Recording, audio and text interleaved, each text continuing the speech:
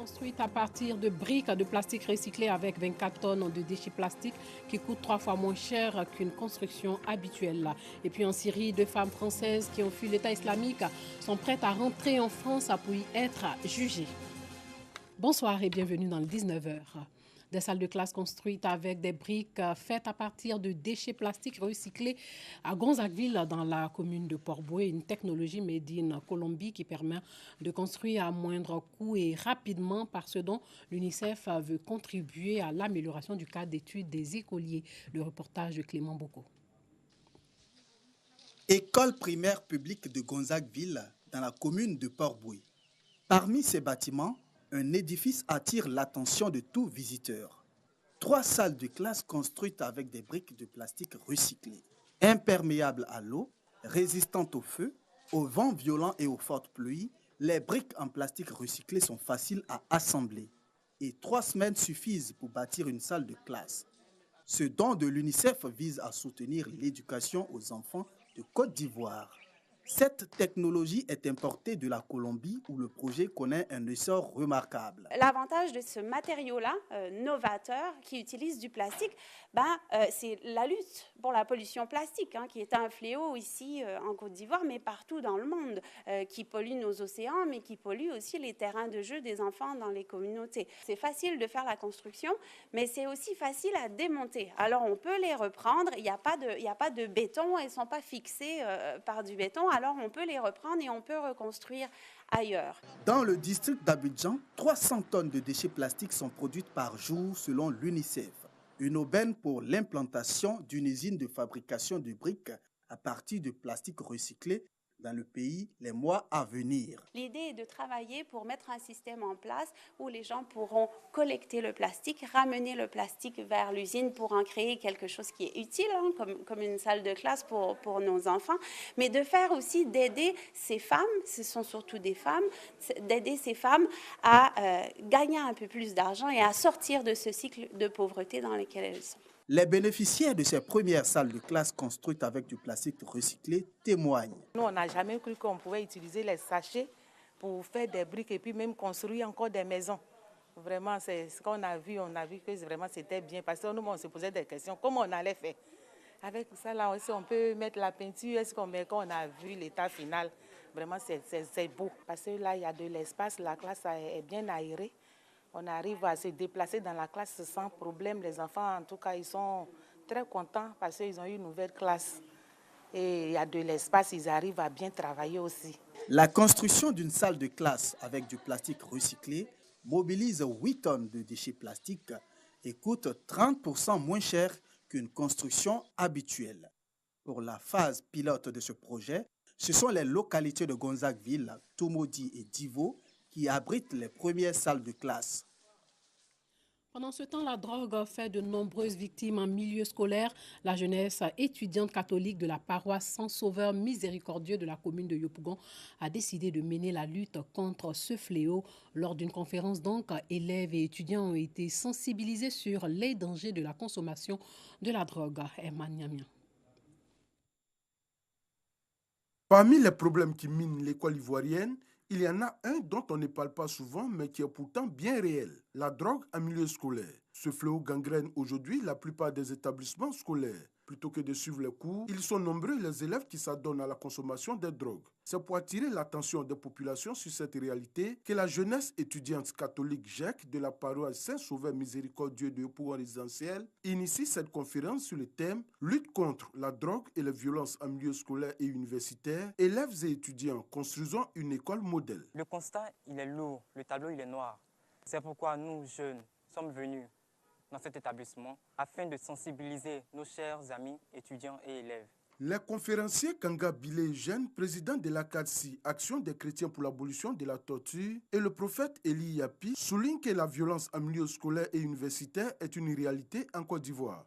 Ils invitent donc les élèves et étudiants à se détourner de ces mauvaises pratiques en privilégiant le dialogue. La drogue est un danger pour la jeunesse, très dangereuse pour nous, notre génération. Et au jour d'aujourd'hui, c'est la chose qu'on trouve aujourd'hui sur les marchés comme des petits pains. Je loue déjà ce mouvement des jeunes catholiques qui ils se sont dressés contre ce fléau et qui ont commencé à sensibiliser la jeunesse. Cette action de la jeunesse étudiante catholique Jacques de la paroisse Saint-Sauveur Miséricordieux s'inscrit dans la matrice d'action du Bureau national. Tous les 2 ans, un thème est choisi afin de mener des actions dans ce sens. Après la lutte contre les grossesses en milieu scolaire, la cybercriminalité, la prostitution et la tricherie en milieu scolaire et universitaire, elle s'attaque pour les 2 années à venir à la violence et à la drogue en milieu scolaire et universitaire. Sachez que les écoliers de Kokolopozo pourront tous s'asseoir sur des tables-bancs pour étudier. Les tables-bancs étant en nombre insuffisant dans leur établissement, ils se retrouvaient à 3 ou 4 sur le même banc pour suivre les cours. 2 villages de ce département de Sassandra, c'est dans le sud-est du pays, bénéficient de 200 tables-bancs. Sam Kona. Des femmes qui dansent pour dire merci au Premier ministre Amadou Gon Coulibaly qui vient de doter 2 écoles primaires de 200 tables-bancs. Nous sommes dans le village de Kokolopozo, dans le département de Sassandra. Nous sommes fatigués de voir nos petits frères assis à terre pour prendre les cours. On a eu l'occasion de discuter avec le Premier ministre. Il dit, petit frère, ce que tu dis est réel. Pour cette fois-ci, je vais t'accompagner, mais je te promets plus. Désormais, les écoliers de ces villages n'auront plus de soucis pour s'asseoir en classe. Une cérémonie de réception de ces dons a eu lieu dans le 10 villages. Je voudrais vous confirmer que le gouvernement dirigé par le Premier ministre Amadou Gon est conscient de ces difficultés. Pour désengorger les écoles, le gouvernement a décidé, à travers le plan social 2019, de donner 50 000 tables-bancs à toute la Côte d'Ivoire. Vous aurez votre part. Le Premier ministre a également offert 200 chaises à la chefferie ainsi qu'une moto au centre de santé de Dakpadou. Coût total des dons, 8 millions de francs CFA. Les populations ont promis de vivre.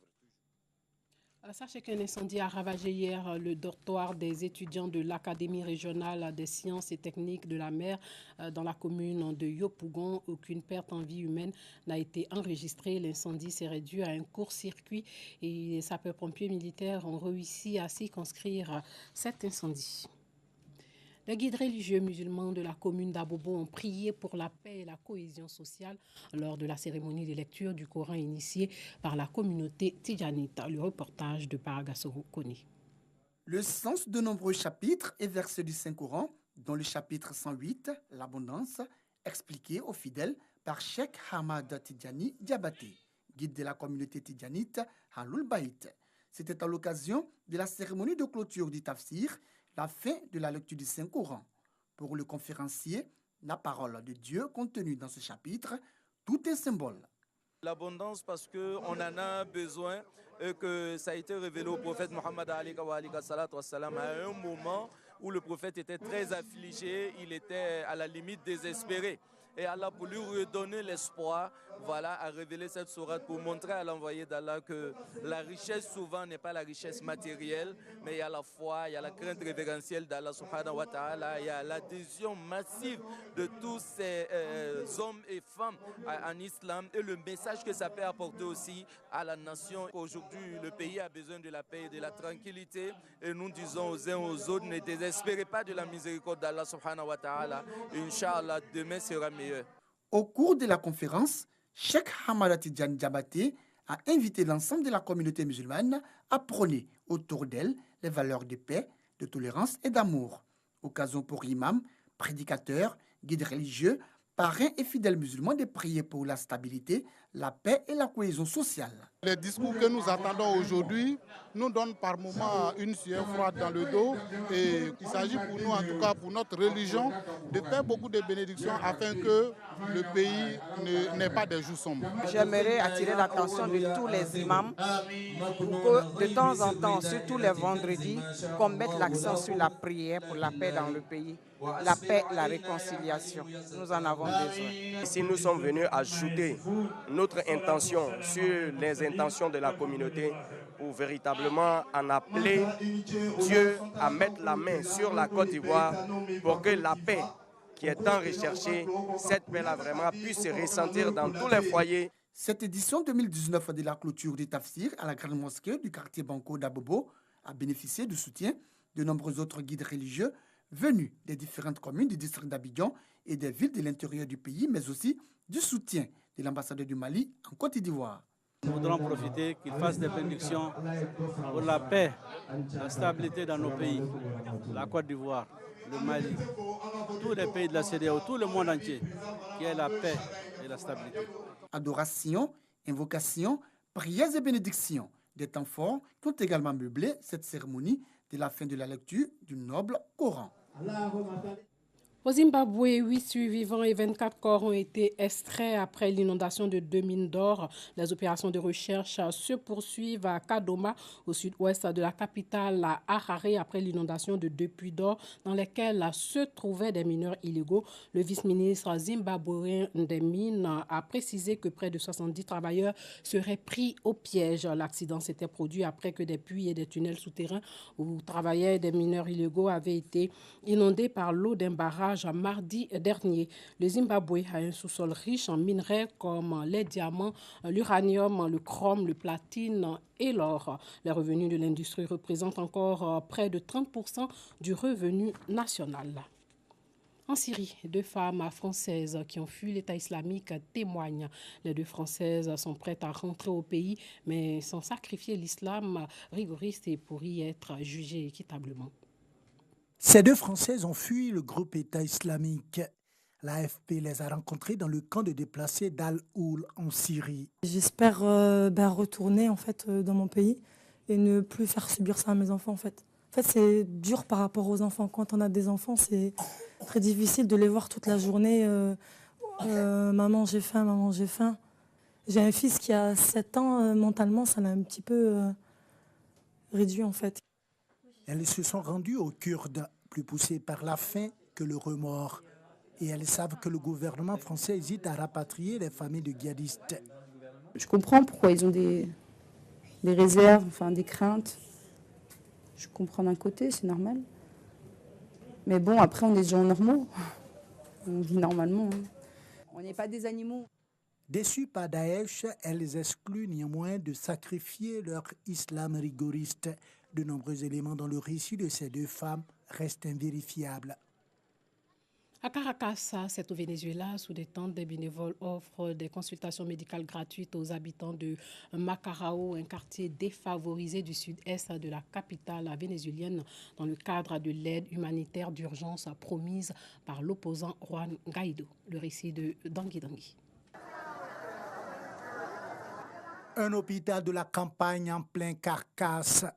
Des bénévoles offrent des soins gratuits aux habitants du quartier défavorisé de Macarao, une initiative dans le cadre de l'aide humanitaire d'urgence promise par l'opposant Juan Guaido. Aujourd'hui, on a eu de nombreux cas d'insuffisance pondérale, des problèmes de taille, de mensuration en général, ce qui peut être un signe de malnutrition ou de mauvaise alimentation. Mais il y a aussi de nombreuses personnes atteintes de parasites. L'aide humanitaire est au cœur du conflit entre le président Maduro et son opposant Juan Guaido, qui promet l'arrivée prochaine de l'aide bloquée à la frontière. Je veux voir mon pays et ses habitants aller de l'avant, se sortir de ces mauvaises conditions sanitaires, se débarrasser des maladies. J'en ai assez que les gens meurent par manque d'insuline, qu'ils souffrent de sous-alimentation.